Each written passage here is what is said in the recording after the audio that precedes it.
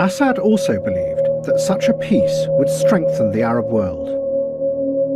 But Kissinger thought that strengthening the Arabs would destabilize his balance of power. So he set out to do the very opposite, to fracture the power of the Arab countries by dividing them and breaking their alliances, so they would keep each other in check. Kissinger now played a double game, or as he termed it, constructive ambiguity. In a series of meetings, he persuaded Egypt to sign a separate agreement with Israel. But at the same time, he led Assad to believe that he was working for a wider peace agreement, one that would include the Palestinians.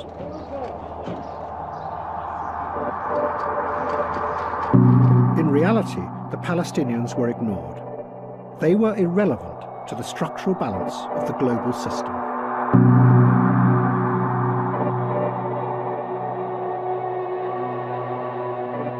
The hallmark of Kissinger's thinking about international politics is its structural design. Everything is always connected in his mind to everything else. But his first thoughts are on that level, on the structural global balance of power level. And as he addresses questions of human dignity, human survival, human freedom, I think they tend to come into his mind as an adjunct of the play of nations at the power game. When Assad found out the truth, it was too late. In a series of confrontations with Kissinger in Damascus, Assad raged about this treachery. He told Kissinger that what he had done would release demons hidden under the surface of the Arab world. Kissinger described their meetings.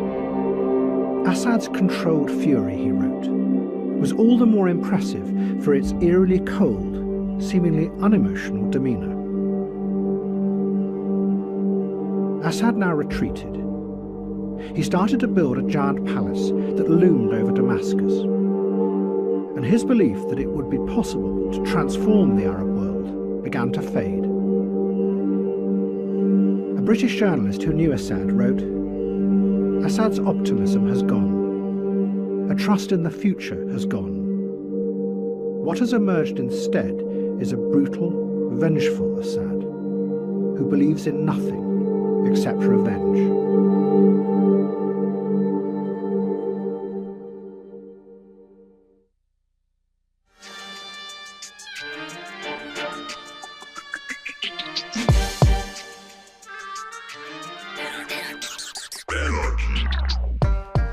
Welcome to the Michael Brooks Show. I'm Michael Brooks. Left is best, ladies and gentlemen. Comrades, friends and enemies. With me, as always, super producer Matt Leck. Hello. Head theoretician David Grishcom. How's it going? Still found it. White Barry White. And of course, super producer David Slavic, roaming the digitosphere, monitoring the Discord, and checking out the whole TMBS connected universe. I basically make him sound like our little mini Stasi or something, but it's all benign. On this week's program, we're talking with Benjamin Dixon about the left, Syria, charting the right course on foreign policy, what Democrats need to do to not only win, but finally, can they actually deliver the social movements, the pressure points, the context that's needed, and the strategy necessary. Then Brendan Sutton, pretty bad lefty, host of the Discourse. He's with us in studio, and we are first dunking on an android that I thought we did not have to make fun of anymore. And then she was hired by the Washington Post because I don't know if it's failing up in this society, but it's sort of like boring sociopathing up. Megan McArdle, obviously. And crueling up. Right. I don't know if crueling is a verb, but let's make it one, guys. Yeah, crueling up. Then, speaking of crueling up, a very hyperactive little twerp's name was searched often by a terrorist. We're going to get to why. Facts don't care about your feelings. facts, don't care about your feelings. You're about to enter a no-fact zone. This is TMBS. But first, let's start with a little bit of a preset on Syria, the left, and how to look at the world. Now, obviously, that's very ambitious, and I want to just sort of put a couple of pieces of the puzzle together, because I think how we think about Syria, how we analyze it, the variables that we put together and put in place are very important for the left having a coherent view of power, of solidarity, and just look, let's be real, the complexity necessary to deal with the world as it is, as well as we would want it to be, and not what we might fantasize it to be. And I'll explain what that means in a moment. First, let's start with the basic ground reality of Syria. The uprising against the Bashar al-Assad regime was not one of, CIA engineering. It was not a foreign plot to destabilize a government which presided over a nationalist regime of happy Syrians. Tensions in the Syrian regime go back to the 1980s, including incredibly brutal put-downs of uprisings by Assad's father. This is a Arab nationalist regime that definitely tended towards a very narrow form of authoritarianism, and actually under Bashar al-Assad, neoliberal reforms, which was another major reason for the initial uprising. Climate change, depreciating economic opportunities, as well as general corruption and repression set that context. Assad responded militarily. The movement was brutally cracked down upon, and then the CIA, the Gulf states, did what they do. They funded far-right Sunni groups. ISIS arose. Jabhat al-Nusra was there. Brutalities broke out on all sides, although they're all objective standard accounts would say that the Assad regime is responsible for most deaths. Which is not to say that, of course, the Syrian opposition groups are not responsible for many themselves. Let's just play a little bit of B-roll here. This is footage from Afghanistan in the 1980s of Mujahideen fighters. You can watch this if you're watching this on YouTube. These are the types of people that were favored by U.S. foreign policy and certainly Gulf foreign policy. The irony of no one has funded and been more happy to utilize far-right Sunni groups than makers of U.S. foreign policy, from particularly the CIA in places ranging from Afghanistan to Pakistan to now Syria. Those are all of the realities in play. Russia and Iran are literally on the ground as outside forces propping up the Assad government, the Assad regime. Turkey, a NATO ally, has invaded Kurdish territories, the Kurds being the only left force, not perfect, but only left force, and the one that actually defeated ISIS along with support of U.S. air support and logistics. There's no question about that. That's the reality we're in. And I want to say a couple of things before we get to some of the broader international dimensions of this. Chemical weapons have been used. Going back to the agreement on the Red Line, which was negotiated by Russia and halted a bombing campaign in 2014, that basically the Russians agreed to contain the chemical weapon of the Assad government at that time, which sounds like a pretty implicit acknowledgement that they had that chemical weapon capacity. So I think that certainly at least some of these attacks, and most international observers think that these were done by the Assad regime. But I want to make a broader point here. It's time to stop fetishizing who did these attacks one way or another and looking for narrow legalisms one way or another. And I'll explain. Look, we should not be bombing Syria. You should never support a single military operation undertaken by Donald Trump. Under Obama and under Trump, U.S. air deployments against ISIS, first and foremost, have killed many Syrian and Iraqi civilians. That is the core story. If it emerges and it's unequivocal, and if evidence can ever convince you that Assad did it, would you change your view? Probably not. I happen to have the view that he probably did do all of these attacks, and I still oppose the intervention. We need to look at the broader context. Now, in this context, the way this civil war has gone, if I was a member of Alawite or Druze or Shia in Iraq or Christian, or in Syria rather, it would make a lot of sense to me that while I would have no doubt, it cannot be minimized for a second, that Assad is a butcher and presides over an incredibly horrific system, that those groups that have gradually taken over the opposition and which still receive backing from us are, in some cases, and certainly in ISIS' case, almost like Khmer Rouge-like in their politics, and would implement all sorts of religious and ethnic cleansing. These are all of the factors that we have to take in play. And my problem with a lot of the discourse that has emerged on the left is that first, there's a sense of minimizing the reality of Assad in order to justify opposing action. We don't need to minimize the reality of Assad, his monstrosity and his body count, in order to oppose military action. And we can also acknowledge that, as an example, Hezbollah has protected minorities and liberated minorities in certain areas. And it's also killed civilians. These things are all true. This isn't some fairy tale. This is a complicated, brutal, unending situation.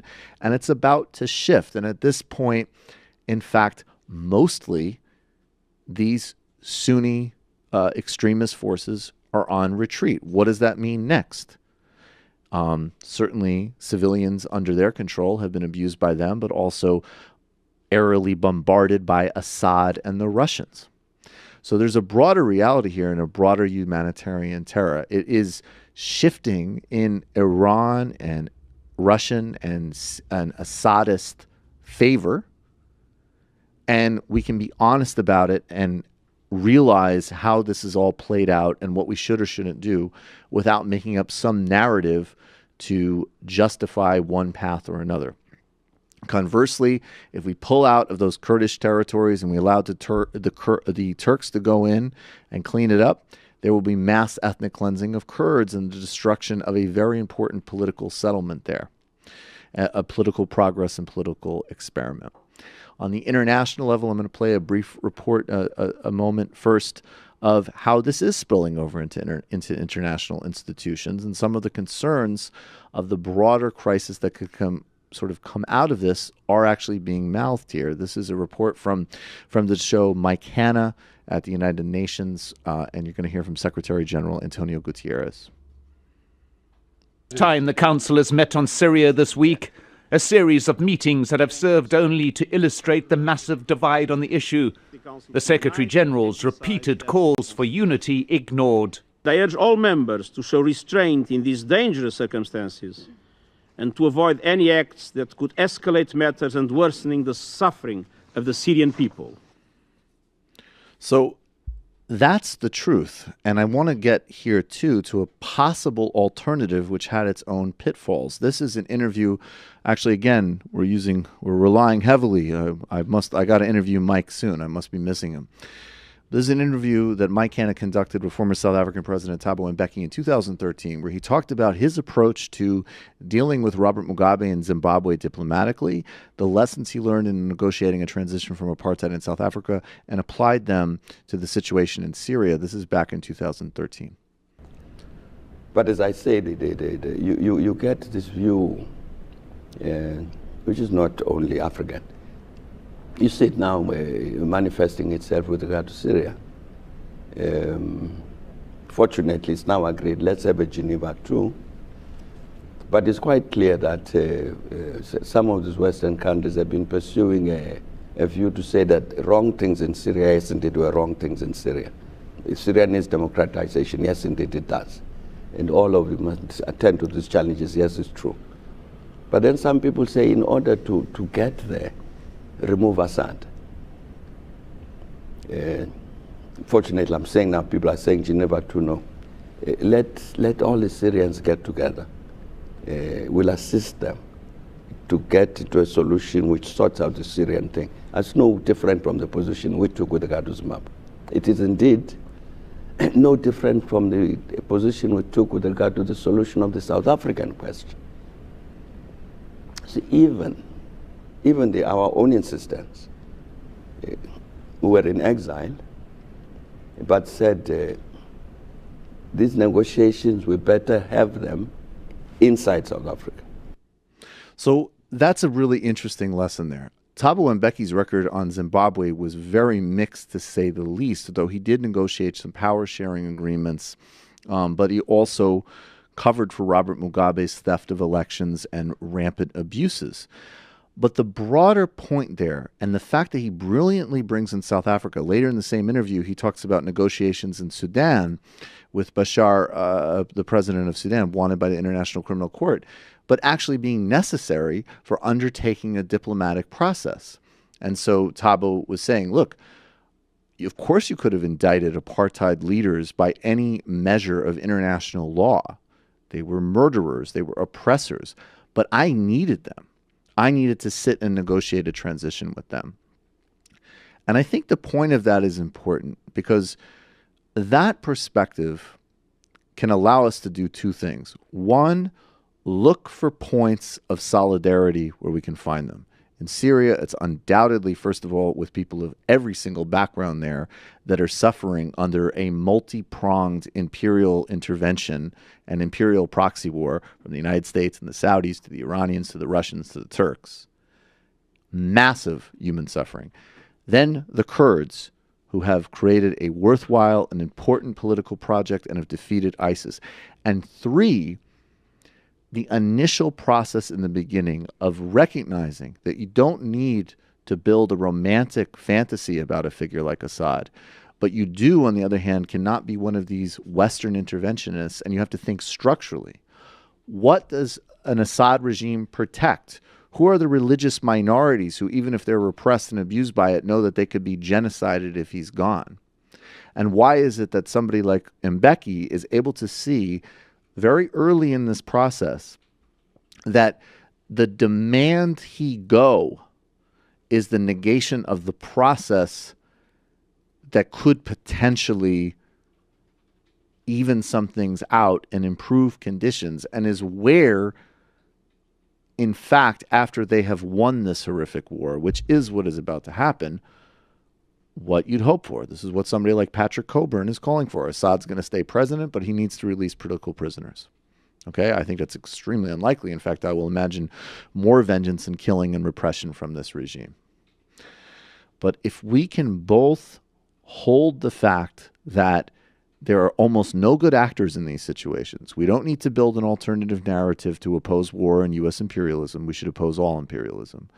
Look for points of worthwhile solidarity and concrete support and connection points, which is what we should be looking for in every single political situation in the globe. And then number three, listen to voices who have actually dealt with complicated negotiations and know the various sort of interests and networks that actually make politics happen everywhere across the globe, which U.S. policymakers, even in a cynical sense, have failed again and again and again and again. That's a framework for how we can at least discuss these things intelligently. Okay, we got to get to the shout out. And the shout out is to myself for a really smart Syria commentary. No, New Zealand, although no, it was pretty good. A lot of people are saying it on the Discord. Actually, probably some people aren't saying it on the Discord. Matt, the reason I'm vamping is do we have the shout out music? Oh, yeah. Like that. It's like Matt's just like, oh, he's just in a good riff. Just gonna get back to swipe right. Oh, and that's a left. That's a right. New Zealand has announced a ban on new permits for offshore oil exploration. exploration as it attempts to move towards a low-carbon future. Prime Minister Jacinda Ardern said it would help protect future generations from climate change. The move would not affect 22 existing permits, so this is reformist, not radical. But it would start a transition to banning all offshore drilling in New Zealand. It's reformist, but it's a concrete move, and it's a victory we should take in really one of the ultimate defining structural crises of our time. That's, it's very funny because so many people across the political spectrum, they talk about things like the economy as if they are set in stone, whereas these things are literally all made up. I'm sorry, but they are a social contract, man. They are constructed. Oxygen isn't constructed. Species are not negotiated by regulatory frameworks and philosophy books. These are actual things that we are actually destroying at an awe-inspiring rate. And we need to take just every type of action urgently. And this is some of that. So we should acknowledge it in the shout-out. All right. Let's get to the reasons why you guys should join over. Do you have that music ready, Matt? It's all right. Just take your time. We don't need to. Time's just a construct too, man. Fucking it. Whoa, no. What the fuck? That's what happens if you let Birdman Shoutout play a bit too long. DJ Danarchy, I would like a shout out that is ours.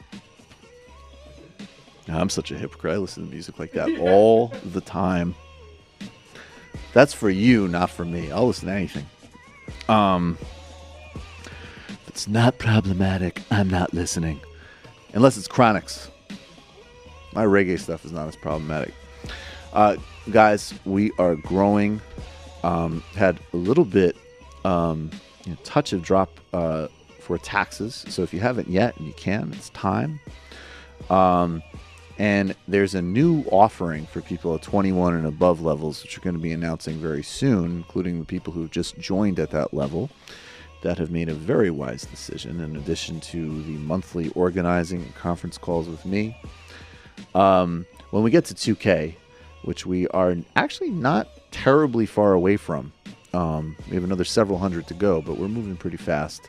There's going to be many more regular animations. We're working on Right-Wing Mandela. That's what's going to be next. The Food Bucket Challenge, which is going to be horrifying. I'm already predicting that. I'm going to tap out immediately. It sounds disgusting. Yeah, but you're going to win. I'm going to be like in the corner, like drinking chamomile tea, I'm much soothing less, my stomach. Yeah, I can put whatever in there. Yeah, exactly. Krishkam's the dark horse.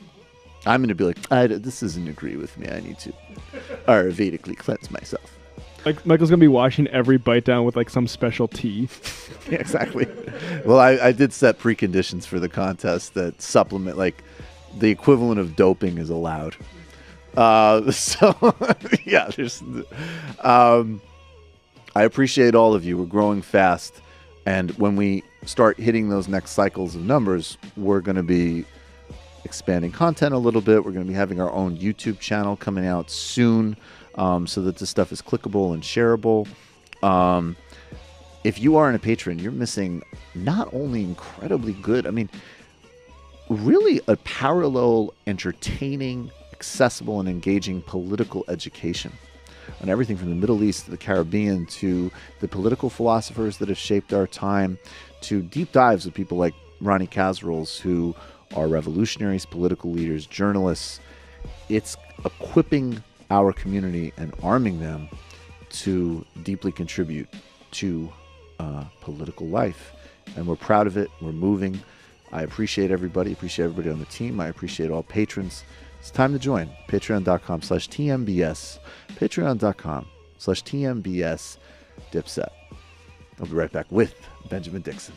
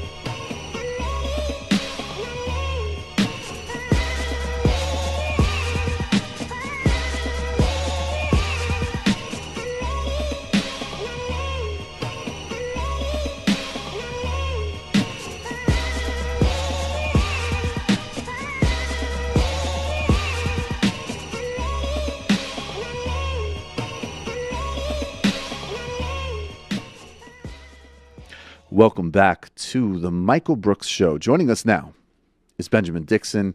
He's the host of the Benjamin Dixon Show. Like me, he's a very astute namer of things. He's also the founder of the Progressive Army.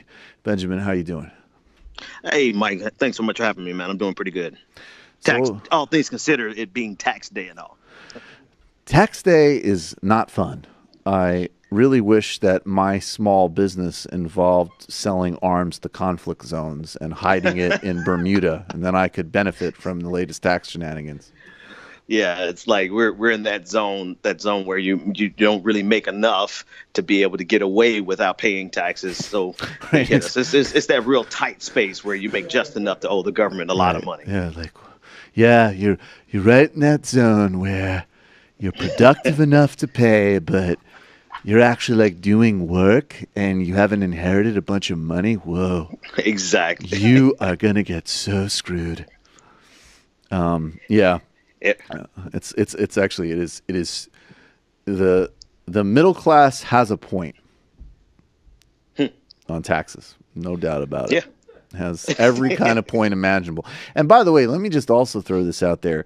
This whole, like, you should be proud of supporting this, like you play your role. That is the most toxic garbage talking point propagated by, like, you know, people who might like pay like the equivalent of like $10 of their net assets in taxes, while they might hit you with 45% of your income.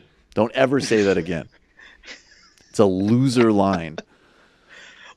Being proud to pay your part. Yeah, don't be proud to pay your part. If you're not a multimillionaire, you shouldn't really be paying anything. Take every deduction. Yeah. Take every single. Well, I won't say how many I took. So yeah, I was going to say let's be careful here. Let's talk about Syria.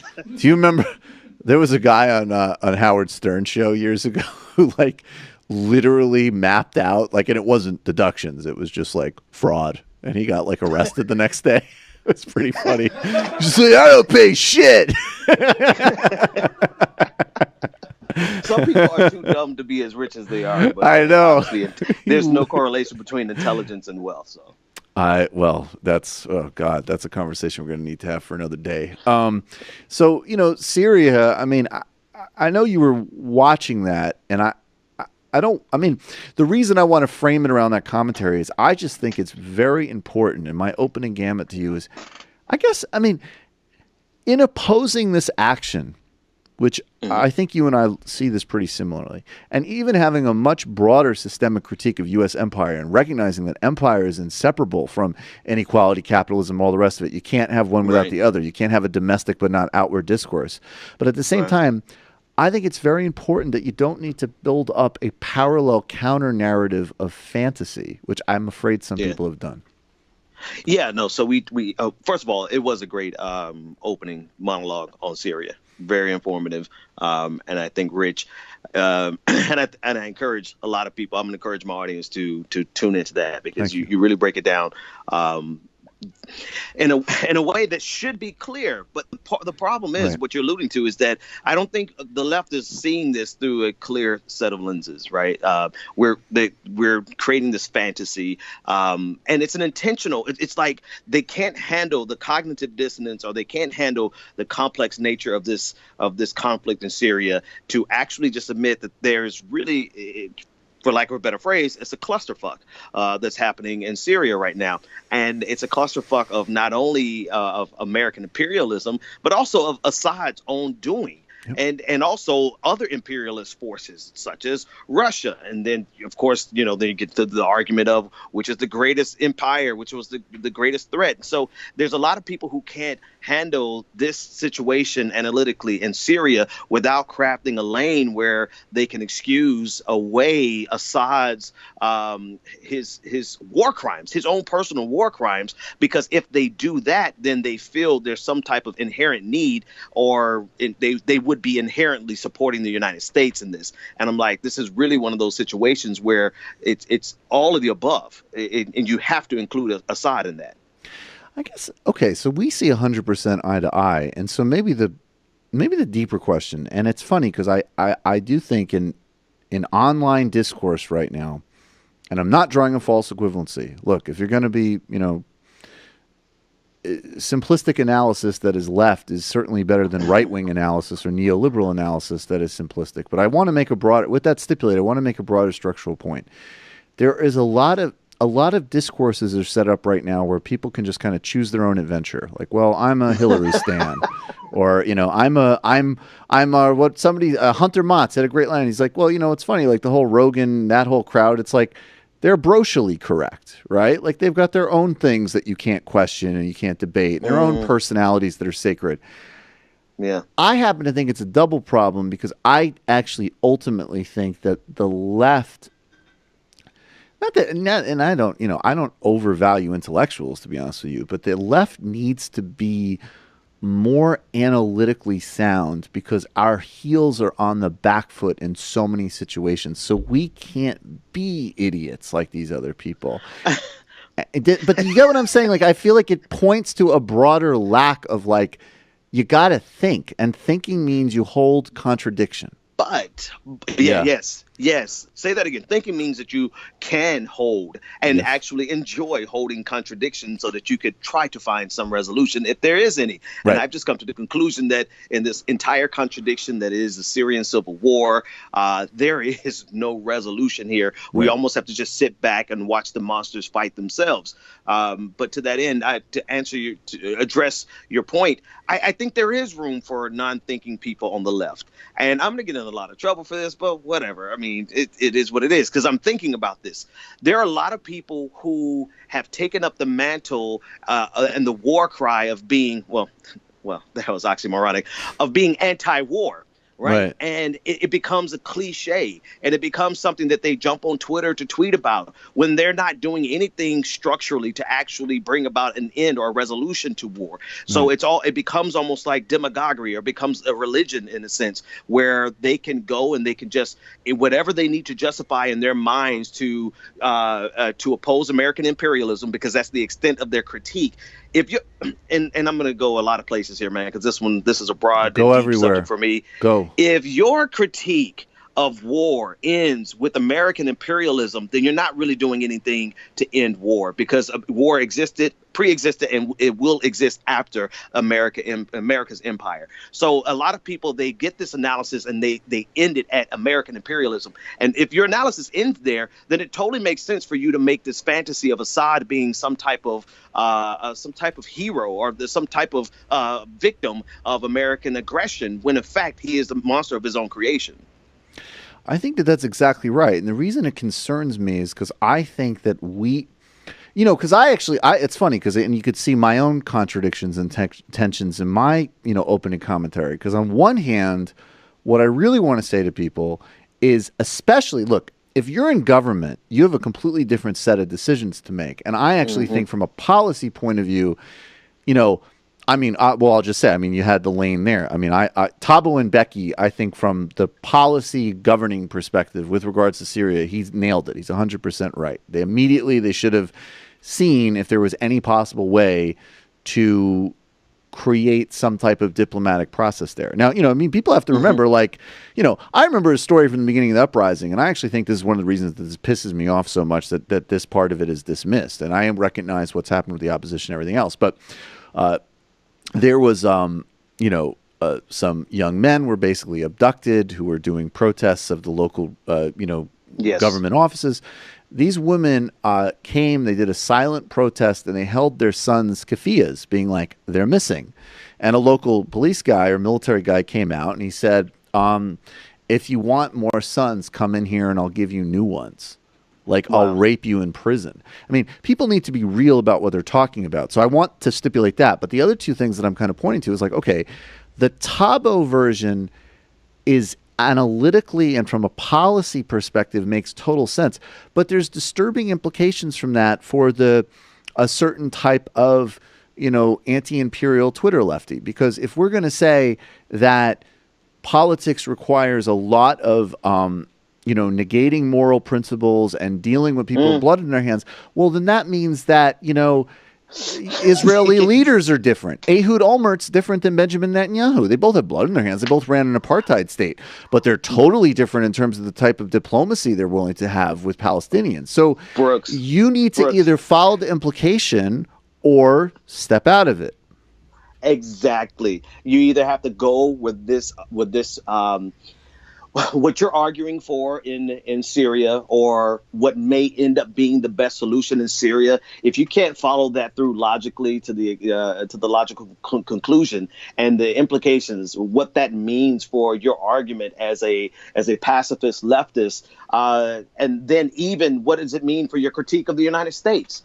Right? You know, what does it mean for your critique of the type of dictators that the United States has dealt with before? See, we won't always be able to craft beautiful narratives of victimhood for murderous dictators so that we can justify our anti-American our anti-American imperialism critique and worldview, when in some cases you're going to be confronted with the reality that there is a brutal dictator in power. And the only way that we can proceed forward with a modicum of peace is if we actually negotiate with this man through diplomacy and allow him to remain in power, right? And so without having that in your framework and in your thinking, then you're not really doing yourself, or you're doing the anti-war left a disservice, because we haven't thought it all the way through. I mean, what about America's previous relationships with dictators? If we're going to do this in Syria, or even better yet, let me get off that. Let me go to another point. Here's my other point. In Syria, if your justification for Assad remaining in power is to not have any external power influencing their domestic politics, then what do you say about other nations that are legitimate, that you even yourself believe are oppressed by imperialist powers? I mean, there are so many things that are not thought through. Well, and also, what do you say about literally? I mean, look, Russia and Iran are literally on the ground. And I understand the narrow technical point that they are invited by the Assad regime. But I also thought that we all wanted to pull out of Afghanistan. Well, guess who's invited U.S. troops to be in Afghanistan? The Afghan government. So my point, and I want to run I agree with you on that completely, and I want to run two other stipulations by you. So first is that if you want to have a realist argument that deals in the world that someone like Thabo Mbeki, who's a very sophisticated, I mean, I thought his Zimbabwe policy was actually in a lot of ways a failure, but I mean, somebody who looks at things in a very analytic and diplomatic and not necessarily a clinical fashion in some respects, including his own situation. That's how he was able to negotiate with people that literally murdered his comrades, okay? So, okay, if that's it, then you need to realize that you're coming from a more realist and diplomatic position, and you shouldn't make the same kind of appeals to human rights. You should be looking at what is the most rational, and that might lead you to a lot of unsavory, smart calculations. Well, just to be sure now. Let me just add the two other... For your audience. Sorry. Let me just drop this right here. Because you're talking about realism from the international relations perspective, and if they're going to embrace that, they actually become in league with their most hated villain, which is Henry Kissinger. So that's what I wanted to kind of get to the other 2 points. My point is, and I think there's variations, like Thabo Mbeki, I'm trying to use a positive example. He's not Henry Kissinger, right? So you're in that universe of thinking more critically about policy without being a total monster like Henry Kissinger. But then let's take two other examples. So, okay, take it out of Syria. Venezuela, I haven't covered it enough because honestly, I feel like I just haven't really made a clear call on it. And I could say 100%, obviously, the Venezuelan government is nothing. I mean, comparing it to Assad is insane. It's a radically different thing. But, Maduro's messing up, and there's a lot of failures. Now, my first and foremost thing, though, from the perspective of being a U.S. citizen, is stop. Stop interfering. Stop. The CIA is there. We're supporting right-wing actors. So in some respects, that's where your point comes in, which I agree. Like, I can have a million different factors of analysis, and I don't need to make up a story about Maduro being great. But I just know first and foremost, my obligation is my government should stop acting imperially and colonially in Venezuela, period. Okay. Yes. And then number 3, find your points of allyship. And that's why the Kurds matter. Because the Kurds are the only faction there that, and they're not perfect, and you shouldn't go in the other direction and over romanticize them, but they have, they're experimenting with direct democracy. They defeated ISIS. They've had, improvements on women's rights, ecology. They're hosting, refugees from other parts of the country. And every other faction has either engaged in just rampant indiscriminate violence or has a objectively colonial or imperial interest. So my third thing would be to say is find your connection point. Yeah.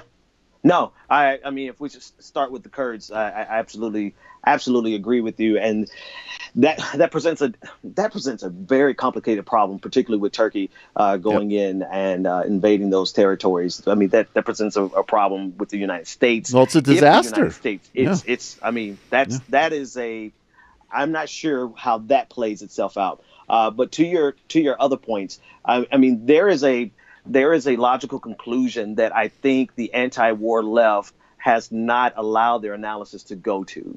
And it's because it requires so many contradictions to be held at the same time. And it requires us to even look at ourselves in the mirror and to say, to ask ourselves, how do we resolve this with our own personal moral beliefs? If we believe in human rights, then how can we tolerate being in a situation where we have to accept a murderous dictator? And I think the easy way out has been to say, no, these aren't murderous dictators. This is really just the CIA. If we just get rid of American imperialism, then we have no more problems. And to me, that is a betrayal of the true anti-war left, because we need real solutions and we need real institutions to be built so that when policies are being presented to the president, we need an anti-war left in a position to actually put a policy on the table as an option. If we don't ever get to that point, then we really are just treating this like a religion. And we have our high holy days where we get out there and we decry war, but not really doing anything to end it. Yeah, and get structural. You want to deal with the CIA. You want to deal. I mean, look, we run. Why are we so obsequious with MBS and letting him run Saudi Arabia and this whole scam, even while he's, murdering, and we're fueling their shipments for this indiscriminate slaughter in Yemen, which the United States and Britain are directly involved with every single day? Well, part of it is actually really crude and simple lefty stuff. There's a huge amount of money to be made in selling arms to the Saudi government. So, even on that level, you can get, I guess what I'm just trying to say is there's multiple angles, and I know you're saying this too, that you can engage and you can intervene on everything from U.S. imperialism to the arms industry to even smart calls for, no, don't just come out and say Assad needs to go. What are the factors there? Who are the people on the ground? How does this work? What does someone like Thabo Mbeki say? It was a much more sophisticated understanding of these things than some idiot on TV here. But none of those things require a fantasy built up about a trust fund baby mass murderer inherited dictatorship being an anti-imperialist lion.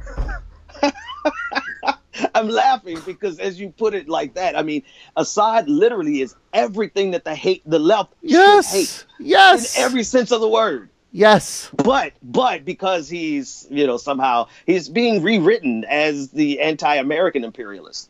And that's just a convenient way to not have to deal with some real contradictions that will make us look at ourselves and really. I mean, Syria is the perfect case study. I mean, if we take away all the atrocities, and we take away all of the families that are murdered and bloodshed, and 500,000 people killed up at to this point. I mean, if you can manage to separate yourself from that and look at this from a case study perspective, it literally exposes every angle of this, from the left to the right, to the alt-right, to American imperialism, to other forms of imperialism. I mean, it is a chance for us to really look internally and find a way to go forward, because we have to.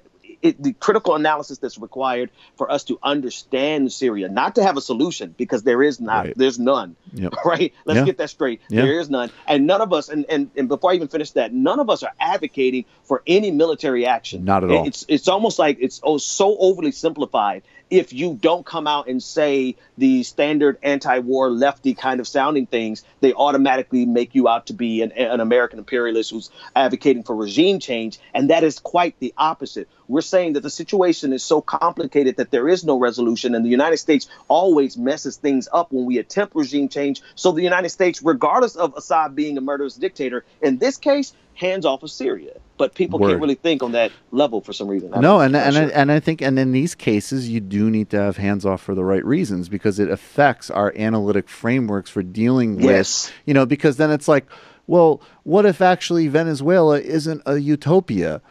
Now you support Mike Pompeo's plan to remove another Latin government and subvert another democracy in Latin America because of U.S. corporate interests? Of course not. But I don't need a fantasy about Maduro and that failure, and I can be in solidarity with people who might be suffering, and whether they support or oppose that government. I don't need, you don't need the fantasy and the inaccuracy to oppose the action, and that's life on planet Earth.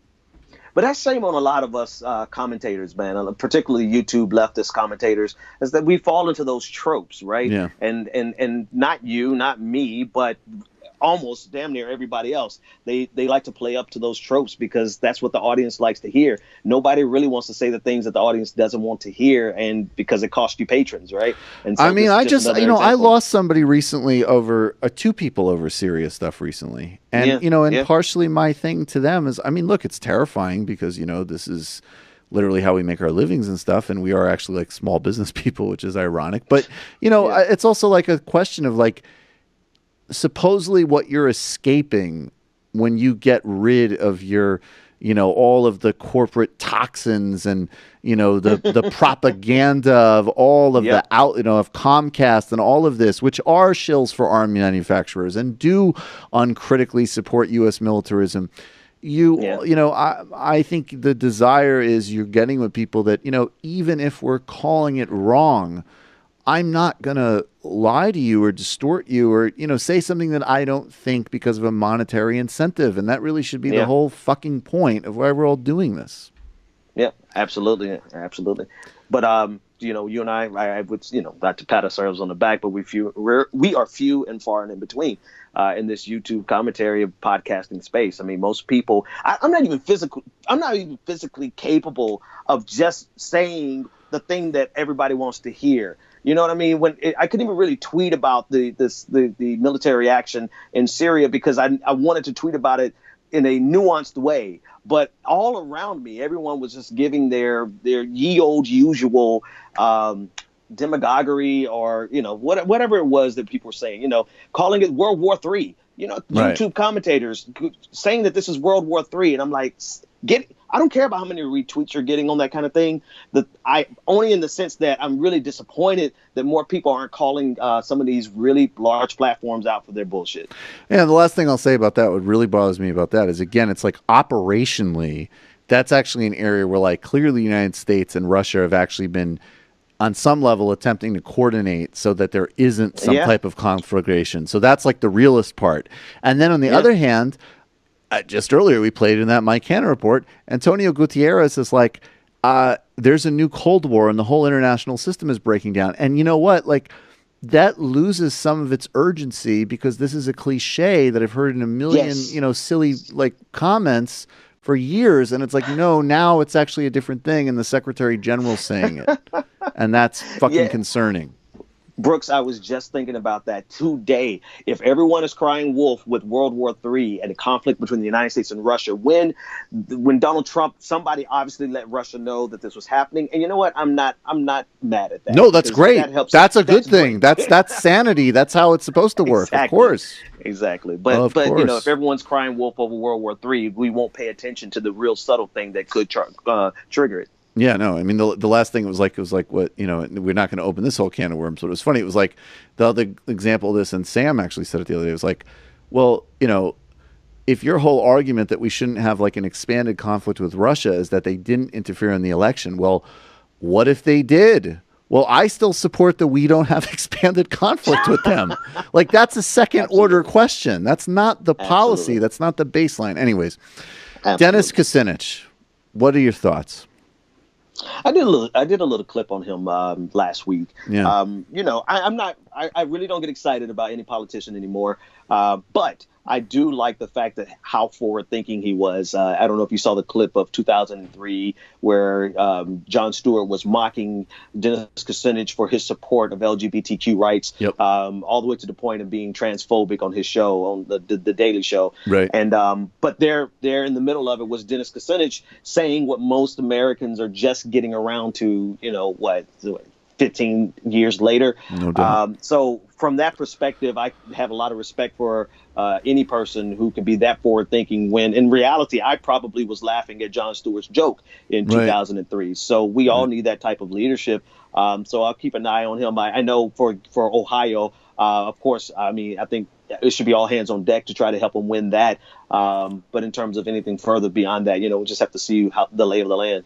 Yeah, no, I think it's where, I have critiques of Kucinich, but I actually think in some ways the bigger lesson here is that, and even partially because of some traits about him that I'm, not thrilled about, where he can get a little preachy or whatever, but I think, and a little flaky at times. But I think, first of all, it's unbelievably hypocritical because, everybody else's flakiness and nonsense is written up as, it's like, they, and, people know on this show, I'm agnostic and I don't have a kind of axe to grind about religion, but I will say like, it is awe-inspiring to watch people make fun of like, oh, look at Dennis Kucinich, he's such a new age freak. And then it's like, these are other people that you're writing as serious candidates who say that the earth is flat. Like what?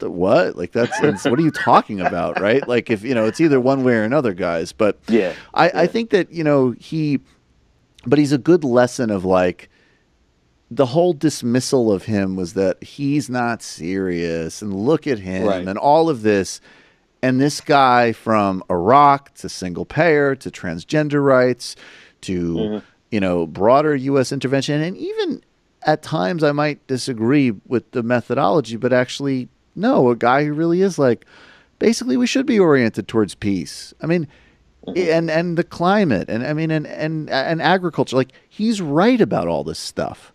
And the whole dismissal with him was all just style and bullshit. And this guy has been right about all of it. Yeah, well, this is America, right? The entertainment industry, both in the philosophical sense and in the economic sense, is all powerful. And it controls everything. So, he does have to take that into consideration. He does come off a bit wacky. Right. And I would absolutely hate the fact that in America, I do hate the fact that in America, everything that we just said that was so good about him can be all washed away because he just comes off as wacky. You have broader thoughts. I think as we move into these, midterms, for me, I really feel like it's best of times, worst of times. I think that there's, obviously a lot more grassroots activism. I had Lee Carter on this show a couple weeks ago, and I think, his win was amazing, and he's totally on target. I know, we'll get into this some other time. I still think, whatever, he's not perfect, and part of the problem is I think people shouldn't have fetishized him to begin with, but Bernie's great, and he's doing it. Today he's calling for this new, put pharma people in jail. He's listening, he's said some very smart things on foreign policy. And then on the other hand, we still have, just this, if the Democrats were a brand, if Chuck Schumer and Nancy Pelosi were handling, maybe their Fila was cool in the 80s. It's just, it doesn't win by its own terms because it's not like ruthless winner shit. And it's just, it's psychologically, politically, ideologically, and strategically exhausted. Yeah, exhausting and depressing. I thought for sure you were going to say depressing because of what they represent and their unwillingness to take on certain fights and their complicitness with other. It's just it's a mess. In terms of a broader question of the midterms, and coming up to 2020. Of course, Bernie is still cool in my book. Bernie still has a couple of lingering problems that he just has to resolve for the love of God. Like, understand the nuances of the black community and let's just move past it. Like, just get it. Hire the right consultants, because that's all Hillary Clinton did. She just hired the right consultants that made her look like she understood the black community when she absolutely didn't. So, Bernie, go out and hire some really, really good black consultants that help you. Black. I was gonna say available, but all right, fine. Yeah. No, I mean black. I mean, come on, man. Like, this, I know you are, but somebody's going to take you seriously. But in terms of the other midterms, I mean, it is the best of times in the sense that I think there's going to be a wave that could break up the balance of power in D.C., and that's the best that we could hope for the next 2 years. The real question is what are the Democrats going to do in 2020? Because I think everyone is assuming that Trump is out in 4 years, but there's a good possibility that he could do an 8-year stint simply because the Democrats have never ceased to amaze me with their ability to lose. Snatch defeat out of the jaws of victory, the Democratic Party. And then the last thing, and I want to see if you co-sign on this. I mean, I also think, like, this conversation, which in some ways is great, about focusing on different things, street activism, local versus national, electoral versus not. I think that it's the thing that needs to start to crystallize is not only is there no contradiction, but that, and especially, because, I mean, if Democrats win in the midterms, I mean, that's necessary but not exciting is how I'd put it. Right. But if we start to get to a position where, like, a Jeremy Corbyn's in office or a Bernie Sanders, the work of saving them begins, like, the day after they're elected, because the forces of capital and reaction will, and it's not about saving them as personalities, it's about implementing the agenda. So mobilizing on the street and mobilizing in elections, I just think are seamless at this point. Yeah, well, actually, to go one step further, I think that work has to begin now. Right. Matt Bruenig and the People Policy Project, they have that going, that think tank for leftist economics. We need that kind of think tank to be for anti-war policies. We need actual structural institutions that could be there to support whoever gets elected, because without those institutions to support, you are going to have neoliberal and neoconservative institutions there to attack them. So we need to start that now. Benjamin Dixon, one of the reasons I enjoy talking with you so much is because you are always right, by which I mean we pretty much agree on everything, which is obviously the sign of a brilliant mind. Benjamin Dixon. To see what we disagree about. It's, honestly, man, I have to say we've done enough of these things, and even off the books calls where it feels like it's going to be hard. It's going to need to be in music or something. Absolutely. All right, man. Benjamin Dixon, appreciate your time as always. Benjamin Dixon Show, Progressive Army. Actually, you'll catch me on Ben's show soon. Ben, thanks so much. Take care. Take care. All right, everybody, we are going to do should we just, I've gotten a lot of feedback that this should be the gulag segment now instead of the pyramid. So we're going to do the little road test. Can I get the non-revisionist, Grisham, version of, and we have that sound ready? Oh, which sound? Sorry. The Ted Koppel thing. Oh, yeah. The music is ready?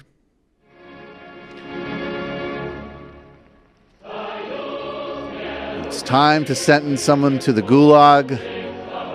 It's sort of a sign of this guy's just robust stupidity and haplessness, and also that nobody who watches us is ever going to be like, hey, I just watched a great Sean Hannity clip. I think I'm going to become a Republican. Usually we try to target people that we might have some audience overlap with. But I have to say, watching somebody turn his whole media platform into like this sort of synchronized, like unapologetic state fascistic style propaganda with a whiny sense of personal aggrievement for being called out on it is just astonishing. This is Sean Hannity with Ted Koppel. This is from last year. Check this out. We have to give some credit to the American people that they're somewhat intelligent and that they know the difference between an opinion show and a news show. Yeah.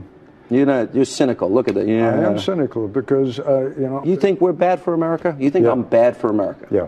You do? In the long haul, I think you and all these opinion shows... That's sad, Ted. No, you know why? That's sad. Because Talking you're over. very good at what you do, and because you have attracted a significantly more are selling the influential... American let me people finish the short. Let me finish the sentence I'm before listening. you do that. With all due respect. You have attracted people who are determined that ideology is more important than facts. Okay, well, yeah. I mean, actually, ideology kind of is more important than facts in some ways, Ted. But I will say this. Yes, that was hilarious that Hannity kept interrupting literally the whole time. You have the floor. You have the floor. No, go ahead. Sure, please talk. Sorry. Yeah, no, you go ahead. Go ahead, Michael. Exactly. So, and this guy goes out every single night. And when I first encountered Hannity, he was a, belligerent moron robot for war and for Bush and every monstrosity that came out of that administration. And then he hated and whined and conspirized about Obama for 8 years. And now he's a Trump robot, unflinchingly. But the connection obviously got a little bit deeper this past week when it was revealed in court that Trump's lawyer, Michael Cohen, who apparently graduated from one of the worst law schools in America, was... They don't write good. They don't know how to write good. He doesn't know how to write good. In fact, some of his not being able to write good might be one of the reasons why Trump actually might for real be in trouble. Hey, should I be taking notes on a potential fucking criminal enterprise during a legal meeting? Wait, lawyer-attorney privilege doesn't count for fraud? Then what's the point? But it was revealed that Sean Hannity is Michael Cohen's, his third client. He only has 3 clients. And I don't know. I never noticed Sean Hannity. He's almost like just sort of like built into the background in a decaying late-stage Roman Empire that is modern America. And as the water runs out, and as we go through the 6th species extinction, and as, U.S. drones hover over Yemen and Somalia and melt people down, and racism and patriarchy reassert themselves, and Silicon Valley races to replace all of us with robots so we can live in best case scenario, some type of UBI technological American Foxcons. I just sort of take for granted that Sean Hannity was a piece of garbage who should have never risen above his proper station in life as an assistant baseball coach at a Roosevelt junior varsity baseball team. But there was something about that Michael Cohen thing, and the fact that Michael Cohen was on there like practically like every week, that just was like, even for you, you made Alan Dershowitz question your ethics. What the fuck does that say? Sean Hannity, and it would be great to sentence him to the gulag, because he is one of these people who may actually believe that like a gulag is imminent if like Christian Gillibrand becomes president. So let me just say, TMBS sentences Sean Hannity to the gulag, and no Nerf football while he's there. You hack son of a bitch. Yeah, let's throw on some music. We'll take a brief break. You could do the same Dipset one or whatever's around. Doesn't matter. Pusha T. All right, and then Brendan is here.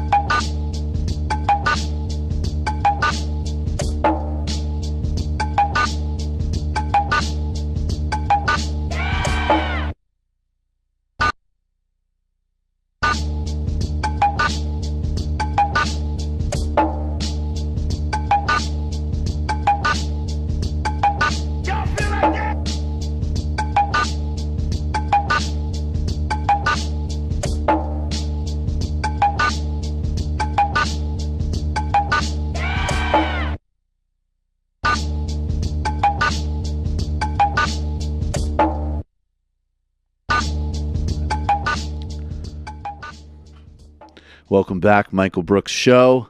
Joining us now is Brendan Sutton. He's host of The Discourse. I am the host of The Discourse.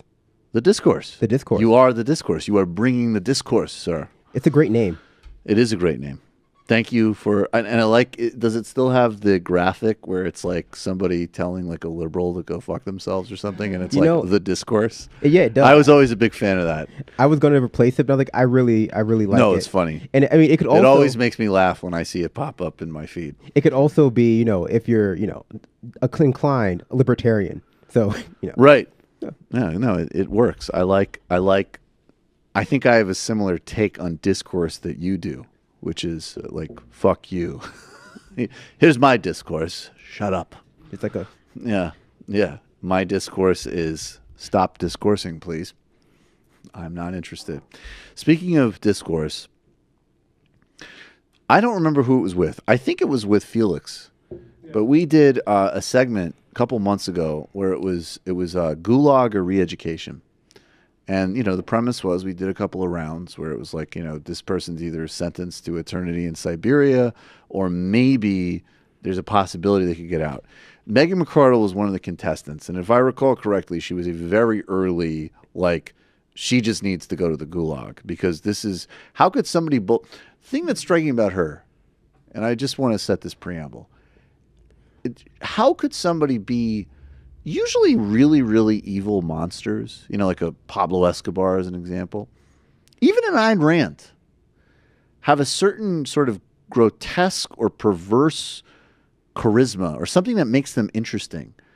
How Megan McArdle could be as utterly evil as she is and as utterly boring and charisma-free, it's almost like she's like a computer prototype that Peter Thiel is building to genocide all of us. And I thought after we did this segment that she wasn't high. I almost thought most people watching probably don't even know who she is. She's going to go away. She's fun to make fun of. She's the sprinkler lady, whatever. And then she gets hired by the fucking Washington Post because, of course, those people do. Of course. I mean, I think that the op-ed section at most prestige outlets, ironically serve as an affirmative action place for the most mediocre conservative writers that they could possibly find. And I don't mean affirmative action like, the reality of affirmative action, but I mean the stereotype of affirmative action that conservatives believe in. It's surprising. I can't pretend like I have any sort of unique insight into the history or timbre of Megan McArdle insofar as her charisma, but she has a lot of bangers. When it comes to writing, she has a lot of bangers. Watch her talk for 2 seconds and read one of her columns. It doesn't require that much research. I mean, she is, but I like that. I like that image that Megan, the conservative image is yo, I didn't take any classes in high school. I'm ready to go to Haverford now, man. That's their image of affirmative action. And so that actually is happening. It's just hey, I'm completely incapable of making an argument and have no data to back up anything I'm saying. I'll take my Washington Post gig now. And they're just well, that seems like a counterintuitive take that we don't really know whether children want to starve to death or not until it's measured by science.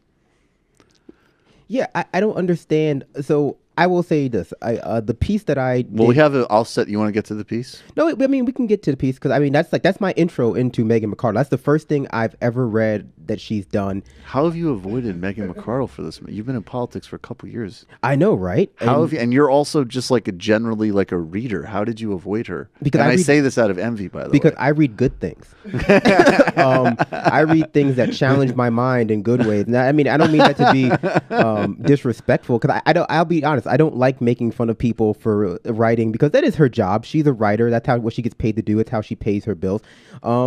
Quality wise, I don't think she's a very good one. And that's not even speaking to prose. That's speaking to argumentation. Very safe. Well, okay. Well, you are also, in addition to being a host and a trainer, you are an academic. So and this is a little unfair, frankly, but you did allude to that. So let's take apart. You're going to take us through this. This latest column that received a lot of attention is repealing the Second Amendment would be incredibly difficult. I just want to say, title-wise, pretty on the money. Yeah. That is a pretty good observation of reality.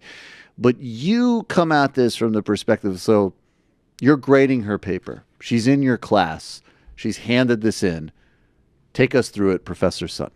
Well, so I actually I don't believe in grades. I believe in feedback. All right, put on. Okay. I believe in giving All right, feedback. for God's sake, take off your fucking hippie shit and give her a grade.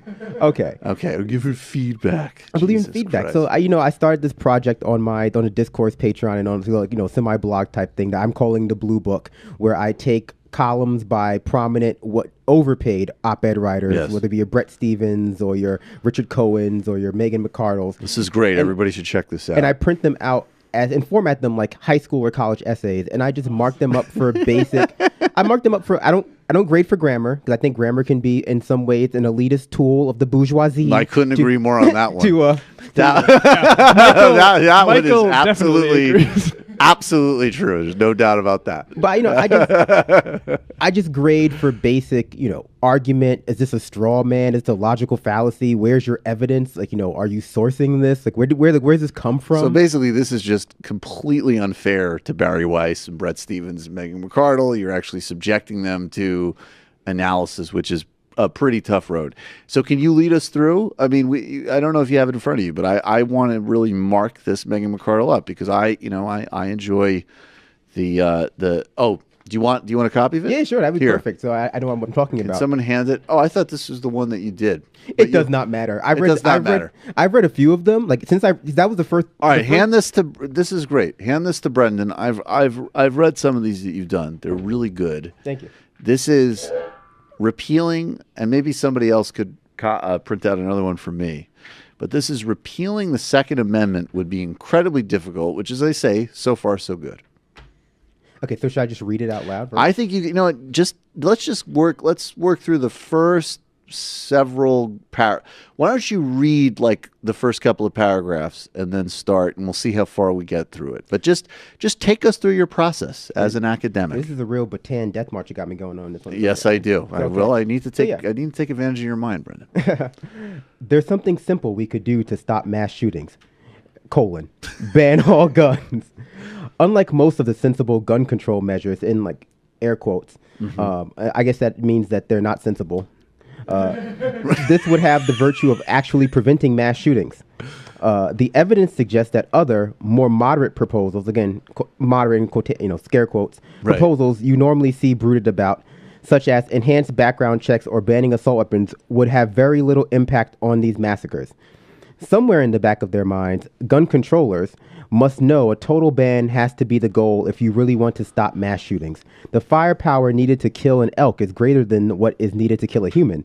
Start leaving exceptions for hunters or sportsmen or some other politically palatable category, and you've left a wide opening for mass shooters to get their hands on deadly firepower, which is perhaps why Australia's mass gun ban and buyback has become such a popular talking point for those supporting stricter gun control. So I haven't read this piece yet, but this already sounds like that piece, that real banger she wrote in 2012 after Sandy Hook. Which again, I will say that was a real high T move. Like after a bunch of kids get shot up to write, Well, did you read her Grenfell Tower take? I have not read that one. That was also that. I think a building, a public housing building, which caught on fire and caused death in a way that was so horrific that it became global news. And actually, I think my read, and this is speculative, but I actually think that was a not at all insignificant factor in how well Jeremy Corbyn performed in his position now. Like that was a distillation of the horrors of our age. And to have your response to that be like, because this is where she is pretty like galaxy brain, because it isn't like the typical conservative, like even to flip it like, well, this is why we need to privatize it because the private industry will take care of this, or even hey, our bad, this doesn't say anything bigger, but this is our bad, that building should have been properly, to write like basically a speculative piece on how like actually putting sprinklers in might end up causing more deaths through like essentially the logic by which the time you got to the end of it, it could be like, when you really think about it, if you get out of bed in the morning, you could die. So probably shouldn't get up. That was like her take. So Megan has no problem coming in the middle of like the aftermath of a sort of globally agreed upon human horror or tragedy and just being like, well, actually. And then her well, actually is not like a pedantic point. It's usually the most horrific, immoral like argumentation imaginable. So, I mean, death is inevitable. So really, why should we try to prevent it at all? Why should we do anything? And I think, what you've laid out is, from the few pieces of hers that I've read, it seems typical of her writing style. That's why I said, after reading this first 3 paragraphs, I can see where she's going with it. So you're seeing the pattern. All right, well, let's keep going. I love this. I love this. Okay, this is the blue book on TMBS. Exactly. I like the title, although, with my sort of weird speech habits, it's hard to say it too fast, like the blue book. The blue book, TMBS. Yeah. The blue book. I failed right there.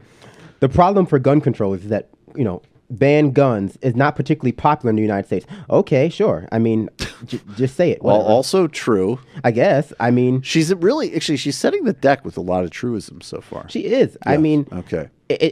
Although I will say that her title seems to go against her first sentence. I know repealing the Second Amendment would be incredibly difficult, but then it says there's something simple we could do. That's just a little bit. I mean, wait, no. Let's keep reading that out fully. That is really funny. It's just like, okay, so the title is repealing the Second Amendment would be incredibly difficult, and then by Megan McArdle, March 28th, like. There's something simple we could do to stop mass shootings, ban all guns. Right. So seems a little contradictory there. I'm confused. Yeah. I don't get it. What are you trying to say?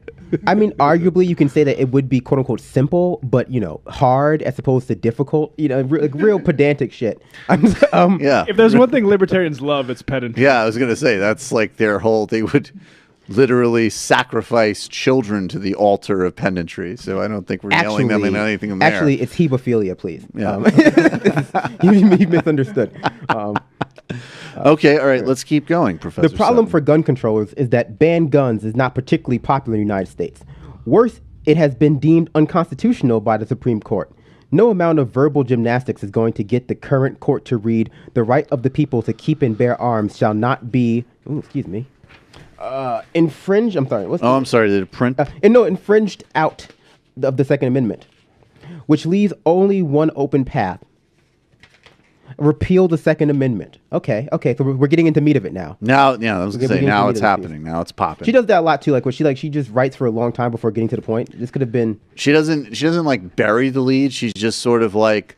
The lead is just going to be far away for some reason. She's like, if she was opening like a coffee shop, she'd just be like, no, it's not going to be on Main Street. Why? It's just going to be over there. Just going to be an unnecessary long walk. Okay. Yeah.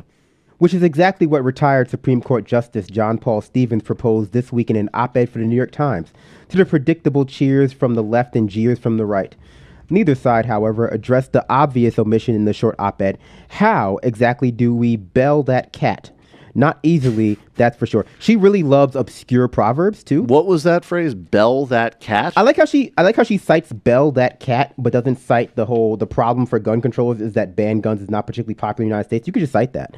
I mean, you could just add like a little citation, like, hey, here's some statistics for that. I'm sure. I mean, I don't think that she's wrong. It's probably not. No, very I'm popular. sure it's not popular, but better to do. Well, I mean, who wants to do more Google searches? Honestly, you could probably. It's probably on the Washington Post. I just want to say that. You could link to your own. Who site. wants to do more Washington Post? Who wants to read more? Yeah, who wants to? Yeah, actually, that might be her strongest point. There are two ways to amend the Constitution. The first, a new constitutional convention, is both unlikely and dangerous. Unlikely because you need a 2/3 majority of state legislators to vote to call one. And dangerous because there's no procedure in the Constitution for limiting the convention to a narrow set of issues or procedures. Once called, the convention can make its own rules and do whatever it wants. So liberals happily contemplating the end of the Second Amendment might look up to find the convention was getting busy gutting the Fourth and the Fifth Amendments instead. Oh, well, I think that's actually true. Yeah, that is true. I think that's actually a good point. That's a very good point. That sounds like a warning to liberals. Okay, fair enough. I will say, not to got to give the devil their due. Yep. A lot of her pieces have like good points in them, right? That could be expanded upon and really examined. Like here, if we go down this path, this is a very good argument. We could sort of explore the whole way through. I doubt that she will. I'm just saying. That's your prediction halfway through as a professional that she will not elaborate on the good points. All right. Well, let's see whether you're right or not, Professor Sutton. What about the second path? Well, first you would need 2/3 majorities of both the House and Senate to pass a proposed amendment. Then you would need to get 3/4 of all the state legislators to ratify it. This means convincing a majority of voters in a supermajority of the country's legislative districts to support politicians who support the repeal. If you haven't looked too deeply into the politics, that probably sounds easier than it actually is. Doesn't really sound that easy, to be honest. No, that's that Don't majorities of like people say they favor gun Herculean. control? Yeah. As with most questions about polling, the answer is yes, but how you word poll questions matters a lot. Oh, here we go. Okay, great. Okay, matters a lot. Vague phrases such as tighter gun control or fine-sounding but not very effective measures such as stronger background checks are going to poll better than ban all guns. Repeal the Second Amendment currently polls at about 20%. Let's see. We should put on some music. Yeah, put on some funk. I don't know. We're gonna put on some. Okay, perfect. Okay.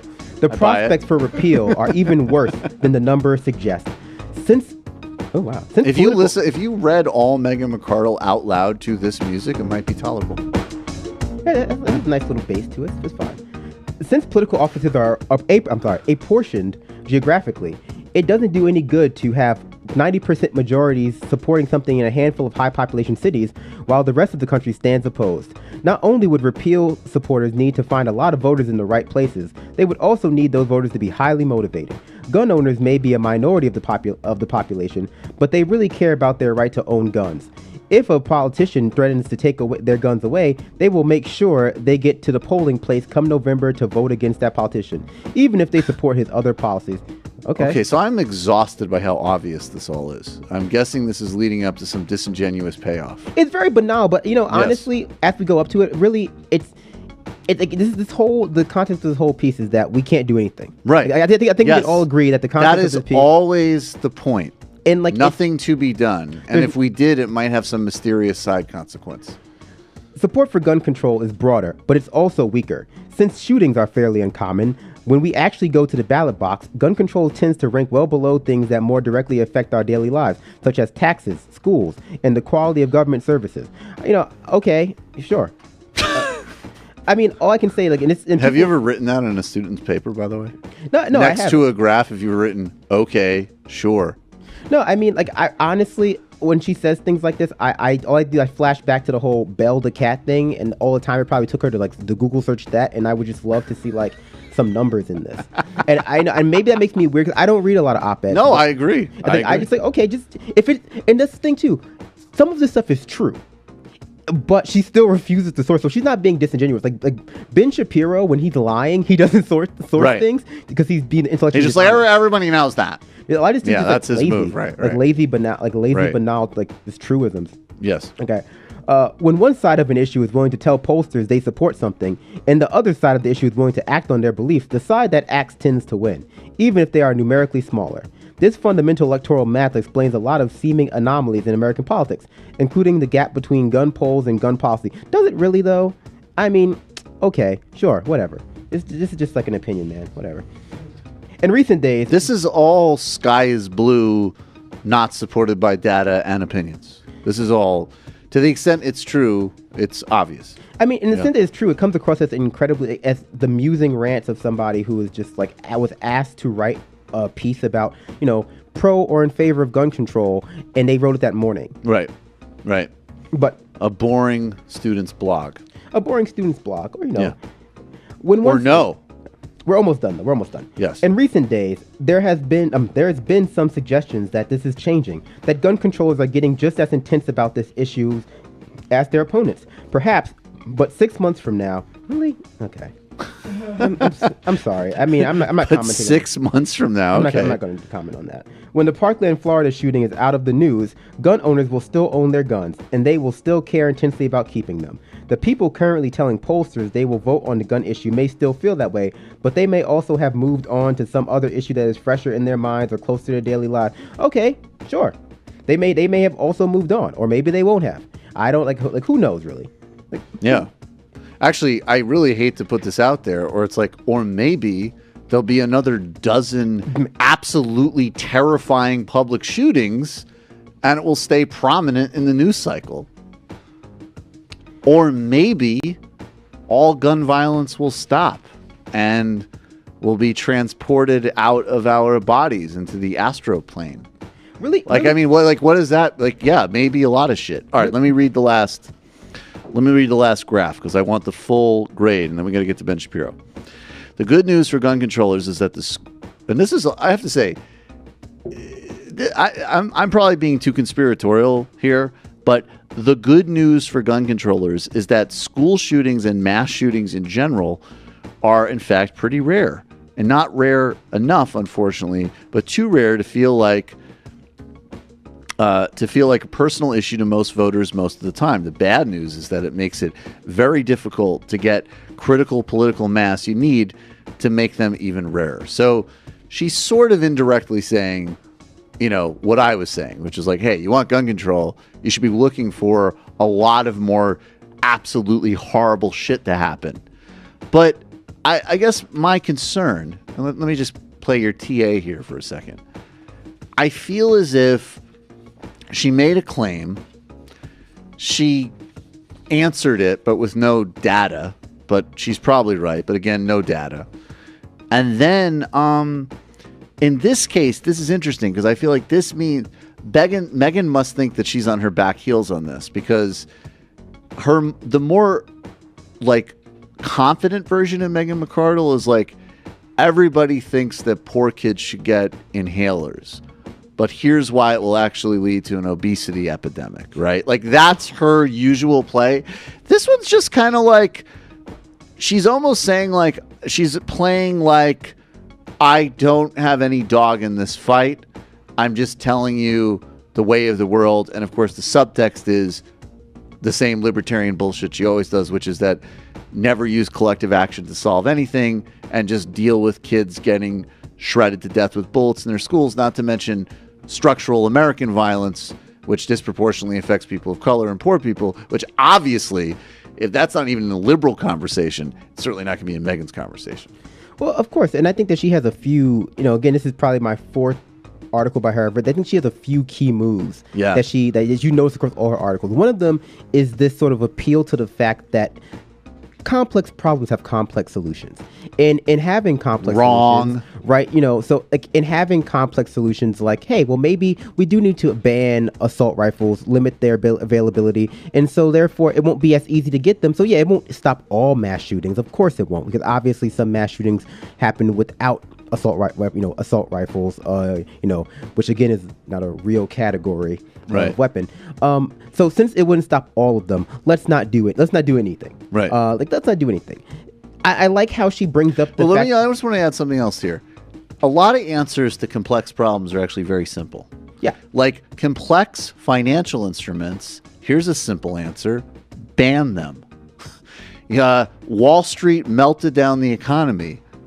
Nationalize the banks, and you will find yourself, we're going to start doing some new potentially new segments about this, but I remember one time I was debating a Wall Street guy, and it was really awkward because it was like at a gym, and we were like literally like running on treadmills, and I had no desire to have any of this, but he was like one of these guys who just kept yakking. And he's doing this whole like, yeah, but you know, a lot of you guys, you don't understand, like there's leverage, and he started doing the game of like, there's all this special esoteric language that lay people don't understand, and it's so complicated. And I was like, and he said all this shit, and I was like, dude, look, I don't have an MBA, but I saw Goodfellas. Everything you just said there is the restaurant scene where they burn it down to get the insurance after jacking up the credit cards on the owner. Why shouldn't that be regulated? And he literally was like, no, I guess you have a point. So people will come at you.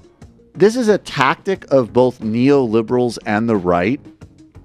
And ironically, not only do a lot of complex policies don't need complex solutions, it's ironically a substitute. Like when people start saying it requires complex answers, they're actually cueing you into stupid thinking. Oh yeah, and I agree, and I think that you're right when it's become a tool of neoliberalism to use complexity as shorthand for intelligence, or if to ascribe some sort of morality to complexity or intelligence that doesn't necessarily agree. Cult of smartness. Yeah, the cult of smartness, the cult of logic, the cult of rationality. Like the more complex all and that technocratic. Bullshit. In technocrat, the solution is, the better it is inherently. Yep. When look at the conversation surrounding Medicare for all. It's like the easiest thing to do is cover everybody, get rid of all the bureaucracy, cut all the red tape. But that's not complex enough. That doesn't have enough fucking Excel spreadsheets. Doesn't have enough sort of means testing. And the obvious thing is that complexity is A, not always better, and B, very hard to sell to people. And a simple solution will do. But no doubt. All right, what are the other 3 things that we've learned about Megan? Oh, yeah, the other 3 things that a good example of this is when you go to the idea of polling doesn't always give you correct answers. Like sometimes, depending on the question that you asked, it changes that's absolutely true. Survey questions, like this is something they teach you when they're teaching you how to design surveys. Asking a question the right way in a survey is really an art form, and sometimes people purposely fudge it up to portray things in a way that make For example, if you ask people if they want Medicare for all, it does better than, say, universal health care or socialized medicine. Great example of that. Branding matters, blah, blah, blah, blah, blah, blah, blah. Yep.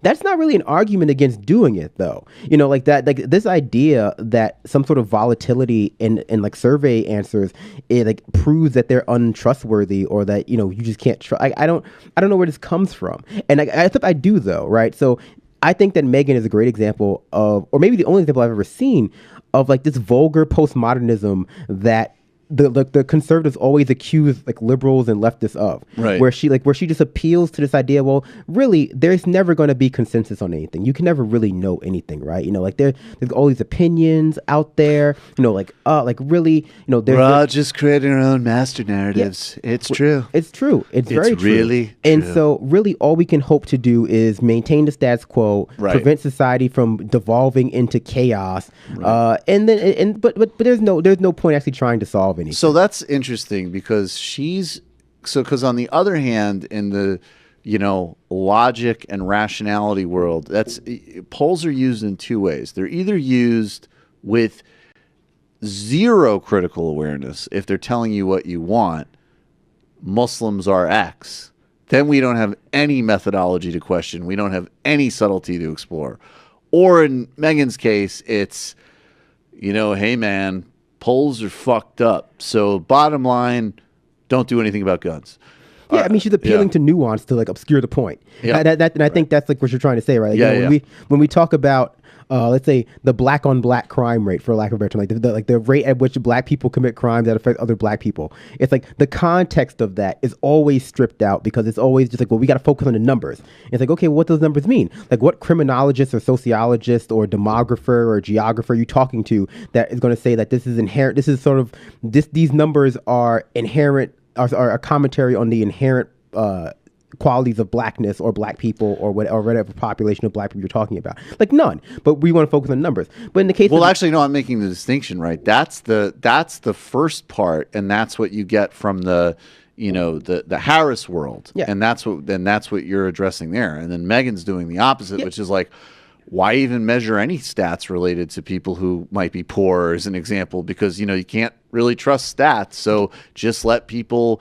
We don't even know if they don't want to starve to death, so just let it happen. Yeah, but you see it too with Brett Stevens, right? Brett Stevens is the one who hates climate science, right? He's a climate science denier, right? Oh, yeah. And what he does is sort of related to this. He applies to the volatility of statistics to sort of obscure the point about how bad climate change actually is. Where he says, climate scientists are lying to you. They're saying that they can tell you with certainty that the ocean temperatures are going to rise by 2 degrees centigrade, but they can't tell you that because it might rise by 4 degrees centigrade, or it might rise by 1, or it may decrease by 1. Right. Because all of these sort of, outcomes are possible within this system. Now, what he doesn't tell you is that the likelihood of those outcomes, and B, that the difference between 1 degree rise centigrade and say 4 is all life on Earth. Right. And so exactly. And so when you compare that to the volatility that you see in something who's going to win the election, Donald Trump or Hillary Clinton, okay, well, that's a binary choice. Only one or the other can happen. So at certain points, it's who cares? But when it comes to something like that, where there are so many outcomes and so many, there's such a distribution of effects, it's hard to justify that kind of mentality. Well, he's giving you. That's another good thing to be aware of when you're talking to these people, because that's basically that original Bret Stephens, and I don't remember whether I said this or not at the time, but his climate column that he published one of his first columns when he got hired at the Times to give these brilliant counterintuitive opinions was a sophisticated seeming dressed up version of a talk show host going, global warming's cold outside. Like that was the column, just with science words and probably like a Nassim Taleb reference about black swans or some bullshit. But the same basic scientists can't tell you with total certainty, right? With obscuring everything you just contextualize. And then like, by the way, what about good old fashioned common sense? Yeah, I mean the genius thing about that climate column was how he portrayed the ambiguity as a way that could only vindicate the sort of lukewarmers, I think they're called. Yes. Like it's not so bad, but it actually could be. Right? No, it could actually vindicate that this is going to happen faster than the consensus. And we're fucked. And we're utterly fucked no matter what we do, which isn't a useful framework to have because we should do something. But I'm saying like that's actually, that's, I don't want to dredge this up again, but it's like analogous to that moment with Harris and Klein where it was like, no, Flynn said that there could be a 12-point differential of environmental and genetic. That is possible if we're taking all the science seriously. And then it goes back to like, yeah, but we're talking about saying serious things where it's like, oh, well, you just showed your cards there, buddy. Because if you really were just in the pure ambiguity, but also narrow reading of the numbers, then that's a totally viable possibility. All right, what's the third thing about Megan McArdle? The third thing is that, and this is something that I've seen through a lot of the conservative columns I read, like there's a certain egocentrism that runs through these pieces that borders on, I don't know, solipsistic. Oh, yeah. Insofar I don't know that, if it borders. Insofar it's just like, I make fun of the lack of sources, even when it does, even when she's saying things that are true, provable, like factual statements, more or less, right? Obviously there's some debate about the context of them, but it all seems to be predicated on this sort of insistence that, whatever knowledge they have or they feel that they have, it constitutes either modern thought or the consensus or even what you'd consider a meaningful dissenting voice. Right. So the piece that I did with her that I did, which inspired this sort of, I guess you'd call it this project, was the one about, what caused the riots in 1968. And that was must have been a banger. And it was a banger. It was a real banger. And her, what I can't even guess this one. Go ahead. Her thesis was respect. Oh, she said respect. And I'll be honest with you. When I read that, I thought she was going to say, "Well, black people just don't respect property enough. They don't respect the state, and the meaningful institutions that we have for sort of redressing our grievances." Right. But it was more banal than that, right? It was really just like this lukewarm argument that while apparently the most, I guess, the dominant ideology for discussing social issues in America is Marxism. Whoa. From your lips to Allah's ears, exactly. Lady. From Megan McArdle, from Megan McArdle's pin to the God's ears with that one. In truth, we're working on it, but fuck, I don't know. I mean, shit. In truth, it was respect that caused it, and and essentially. Wait, respect that like people didn't feel respected, so they rioted. Or what is it? I don't even know what that means. It's too amorphous. Me either. Still, and I've read the piece, and that's one of the issues, right?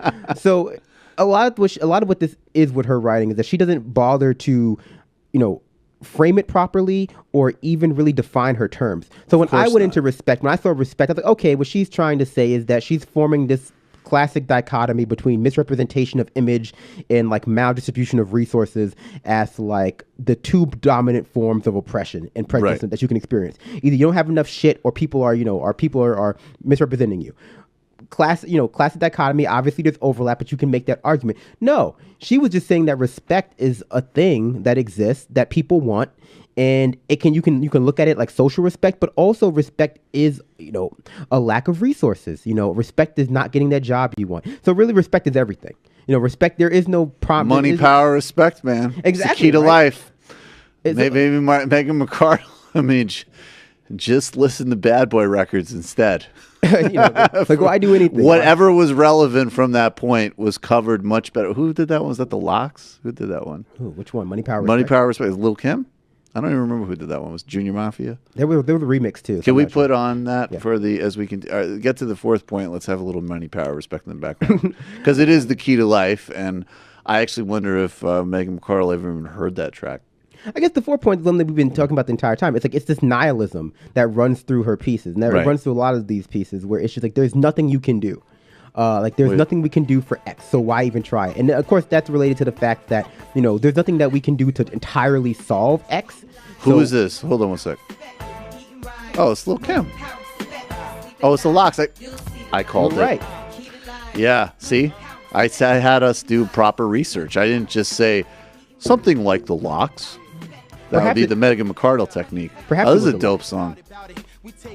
Perhaps it was the Lox. But yeah, there's this strain of unhelpful nihilism that runs throughout her pieces that really is weird because, it's something that, again, this is something that that I guess you say liberals can accuse leftists of a lot. Like, this is a leftist critique that we get, a critique we get as leftists where, we always damn the good for the perfect. We don't want Hillary because Bernie is sort of, is the reincarnation of now. Right. Reincarnation. On my show he is. Yeah. But she's really the only one I've seen who does this, which is like, okay, well, the only way to stop all gun violence is to ban guns. And so therefore, you know what?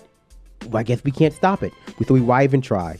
But there's a weird distinction here. So I think sometimes that actually, yes, I think that real actual socialist leftists need to get better about claiming victories and opening the pressure points and there needs to be more strategic thinking about that. But here's the key distinction. When people on the left are talking about first of all, they're serious about getting where we need to go. And they might be attacking halfway measures because that's not going to do the job. What she's doing is she's actually saying, and libertarians do this a lot. This is a very specific libertarian thing. They'll paint a world. They'll say, like, I want world peace, or I want, no one to be compelled to do anything they don't want to do, whether certainly by government, but sometimes they'll even try to pretend by corporations or the private sector, even though that's literally their whole, they're literally advocating for neo-feudal rule. But whatever, setting that aside, and they'll come with a million crazy nerd scenarios that, like, well, if you deregulate this and then and then people could choose and then all the water will be clean and everything will magically work out. And even before you get, and obviously it's all fantasy and nonsense, but even before you get to that, the one major distinction is that the process by which we're getting or attempting to get to those end goals actually moves us towards them. They do this incredibly cynical two-step where it's like, well, I want this great thing, and I'm actually going to work with every single fiber of my being to contradict getting there, while claiming that either I want to get there, or like McArdle's doing here, which is not really claiming anything, just saying something that actually is true, not coming down on one side or another with it, and then just actually it circles in the end to, we're not even going to do background checks, which is the whole point of this article. Wait, which is actually pretty funny. Yeah, of course. I mean, this is what contextualize the article. Yeah. The article is contextualized by just the conversation we're having, which is that, okay, we should do more background checks. Right. We should do more when it comes to making sure domestic violence, people with domestic violence records that don't have access to guns, because that's the thing too, right? So she puts moderate gun reforms in scare quotes, but she doesn't really list any of them because they're things that we generally agree upon. Like, people who have domestic violence records probably should not have access to firearms, just based on the stats that tell us that they're more likely to, that's a good indicator for for mass shootings. Yep. That's a good indicator for, like, not only mass shootings, but killing your wife with guns, killing spousal your wife, abuse, like all of these things, right? And so, like, this piece doesn't exist in a vacuum. Right. This piece exists as a way to subvert and muddy the conversation about doing anything.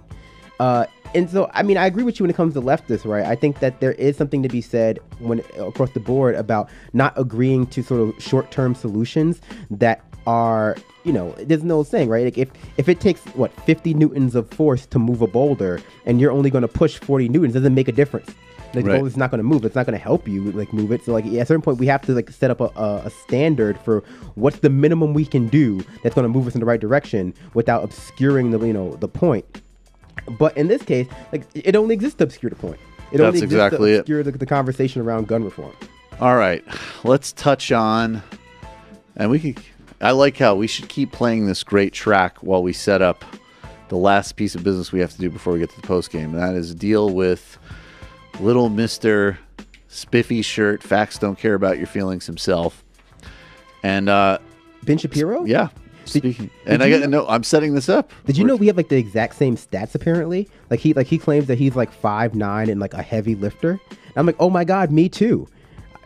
I do not believe him. I mean, like, I'm going to need to have some real independent statistical analysis for that. If Ben Shapiro can outlift me, I'm spending basically every day in the gym. Yeah, if Ben Shapiro can outlift me, I will look like you in a year. I will spend 5 hours lifting and doing roids. Just tweet him like stats, bro. which is like 5'9", like facts 210, don't care about your. Did you say 210? 5'9", 210. No, I thought you said Ben Shapiro's 210. That's what he's saying, right? He's out there he's 5'9", 210, like 5% body fat. Okay. Don't fact check me on that one. We're going to need to dig into that. People send us for the post game. If what you are saying turns out to be true, we have a much bigger problem in our hands with that little guy. All right. I'm going to just quote from Charlie Pierce, who wrote this up in Esquire. We're exporting the worst of our political waste to Canada. Now, last year, there was a mass shooting in Quebec City, and it was religiously, racially motivated. It was at a mosque.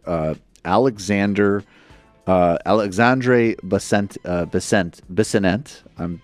sorry, I know I'm butchering this, killed 6 people and wounded 19 others as part in a murder spree at a mosque. It was an anti-Muslim hate crime.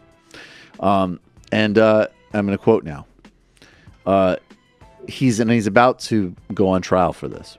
As part of the evidence against him, who apparently knew full well that he was doing it as an accomplished bullshit artist besides, the prosecutors entered a list of the Twitter feeds that Bissonnette visited while he was ramping himself up on mass murder. And Riga of the Montreal Gazette reports on the unsurprising details. Now, the top person in this Twitter feed, and as you can imagine, I'll go through some of the names. Owen Schroyer from InfoWars, Tucker Carlson, Paul Joseph Watson, Ann Coulter, Mike Cernovich, Alex Jones, Kellyanne Conway, David Duke, Laura Ingraham, Gavin McInnes, Breitbart, Stefan Molyneux, all the worst people on the planet. And Ben Domenech, I just want to flag Ben Domenech, the plagiarist from the Federalist. The plagiarist from the Federalist, alt-right. I mean, we have this up here on screen. But what's really interesting is that the top person that he searched for is Ben Shapiro. Now, that's interesting because Ben Shapiro is very committed to distinguishing his brand from every other person on the list, while at the same time, Ben Shapiro's writing and comments on Palestinians, Arabs, and Muslims could go toe-to-toe, pound for pound, and actually probably even exceed many other members of this list. What I think is interesting, just a point of comparison right here, is that the number of times he visited Ben Shapiro's Twitter account, I assume, is exactly how tall Ben Shapiro is in centimeters. And so I just think that like kismet. Kismet. Let's keep going. Sorry. So so the basic breakdown here is, look, first, I think, I say always, I think hypocrisy points are boring, but if, some left person, they tried to pin the guy who shot Steve Scalise on Bernie. You're damn right. You're goddamn right.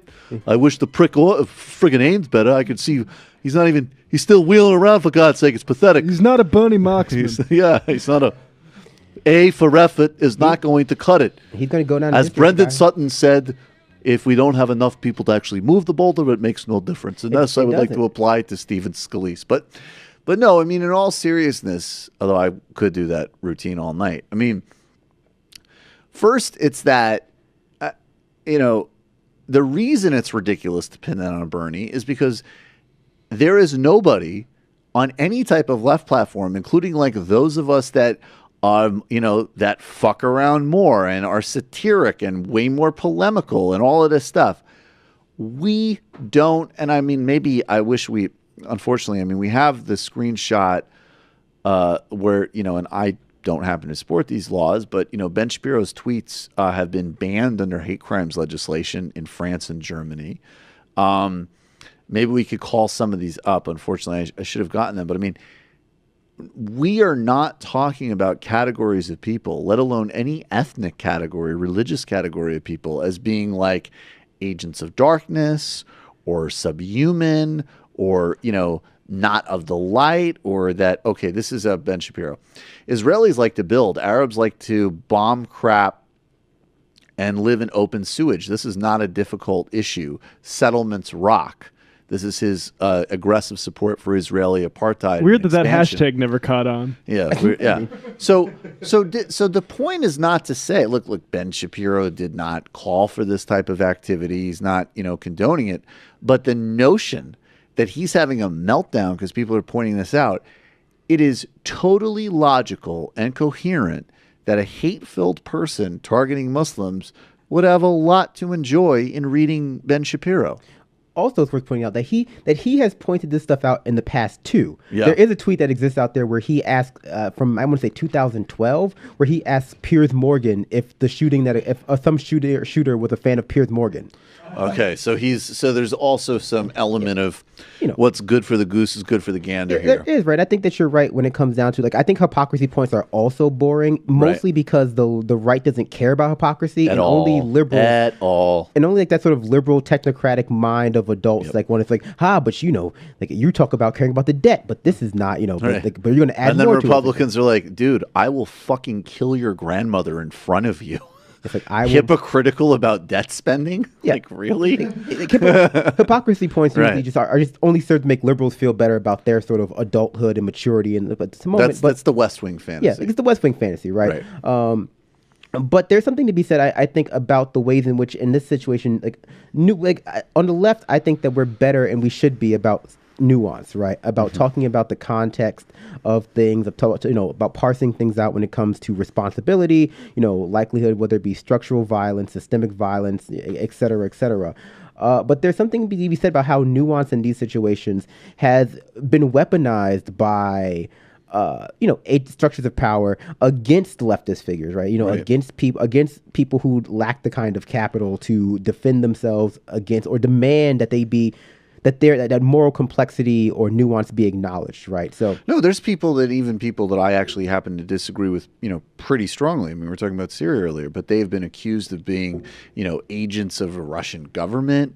They've been told, that these people are excused mass murder and war crimes, and smears. Glenn Greenwald's a clear example. I disagree with Glenn Greenwald on some of his reads of 2016 election.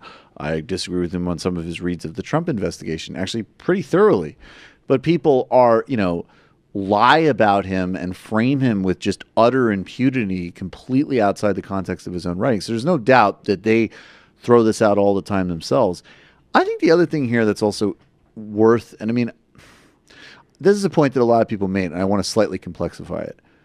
I think on one hand, especially in our, in left and liberal discourse, certainly not in the mainstream discourse, but in the left and liberal discourse, we've had to resurrect these people that have been discredited by the neoliberal agenda, like Adolph Reed, and sort of, complexify some of the identity conversations and have class analysis and recognize that, certainly whether it's the Clinton campaign or, just average crap writers and Twitterers that people, for all the things we've talked about a million times, they weaponize identity to forward neoliberal politics. I think it's very important when we go to Ben Shapiro and, look at the things that he said, both in terms of overtly supporting murderous campaigns by Israelis, apartheid policies, that they're still, the New York Times, for all of its unbelievable hypocrisies, blind spots, and bullshit, if Ben Shapiro, and Ben Shapiro's, by the way, also said plenty of racist things about black people, but if he said, ending apartheid in South Africa was a mistake. The ANC is terrorists, and South African blacks are better off. They just want to live in sewage and burn white farms. He wouldn't have gotten a profile called Cool Kids Philosopher in the New York Times. That might have actually been a bridge too far.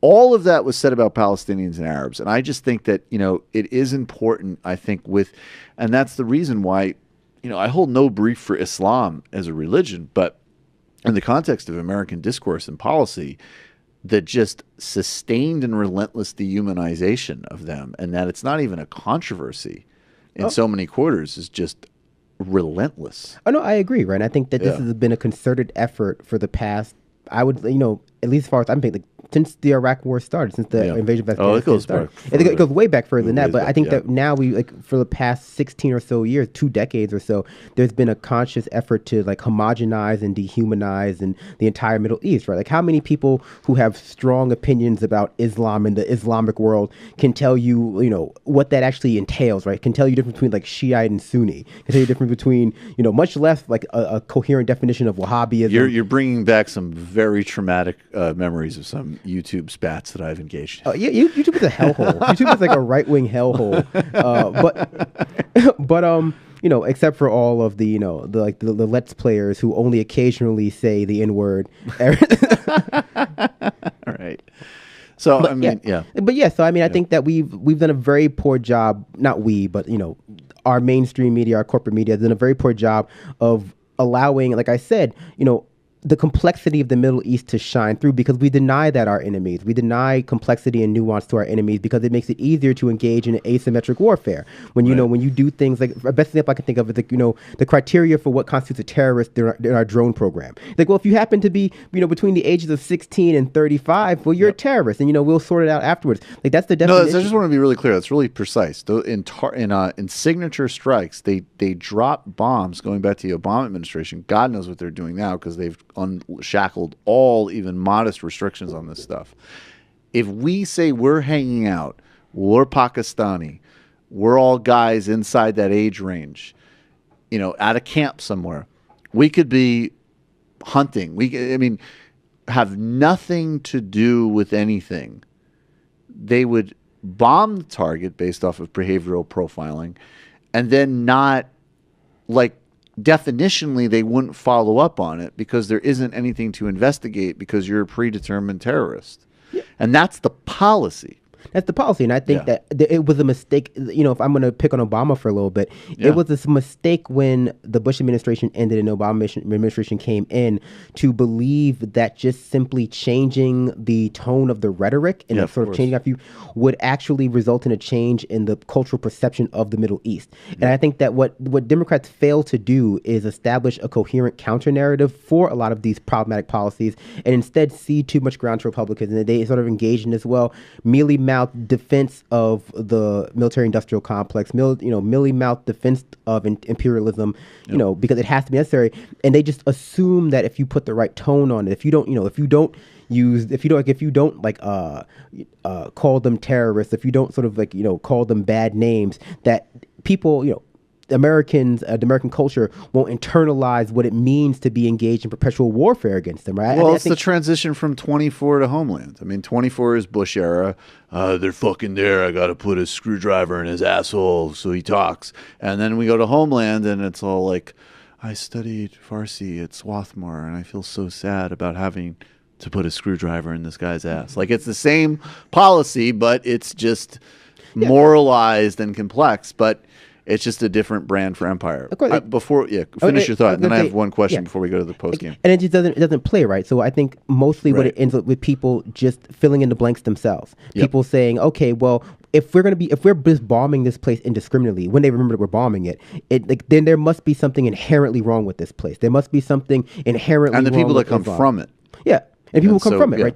They start ascribing characteristics to Islam in the Middle East and homogenizing in a way that justifies that bombing, because there is no real justification that can be provided within liberal doctrine or it's just it's something that we have. I don't know. Yeah, no, I think that's totally right. Final, we're going to go to the post game in a minute. Can we leverage this to take a chunk out of Ben Shapiro's brand? Well, Ben Shapiro, Ben Shapiro does, like you said, he does his best to separate himself from the other, the alt-right and the alt-light. And that's another good example of how, when these white supremacist people, whether it be white ethno-nationalists or white supremacists, light or neo-Nazis or Nazis, the media and people in the mainstream still deny that we engage in this sort of pedantic argument about, you can't call them all Nazis. And of course you can't. There's something to be said about nuance there. But like we're forced to actually engage in deep, meaningful conversations about the difference between like Ben Shapiro and Gary McInnes. Is that his Gavin McInnes?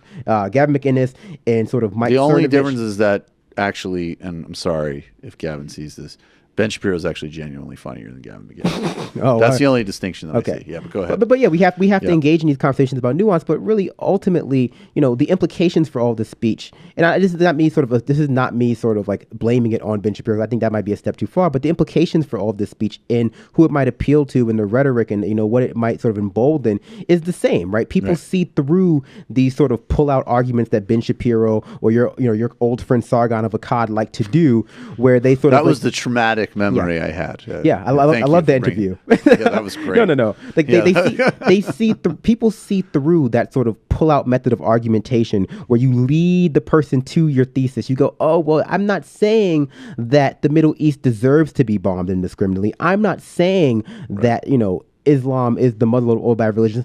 I'm just saying that in the context of all this torture and all this bombing and all these war crimes, that like here are some facts about the Middle East that are entirely objective that may change your mind. And it's just like, but come on, like I know the game. It's just a coward's way from engaging. I have a little bit more respect for people like, I hate Muslims. Muslims are bad.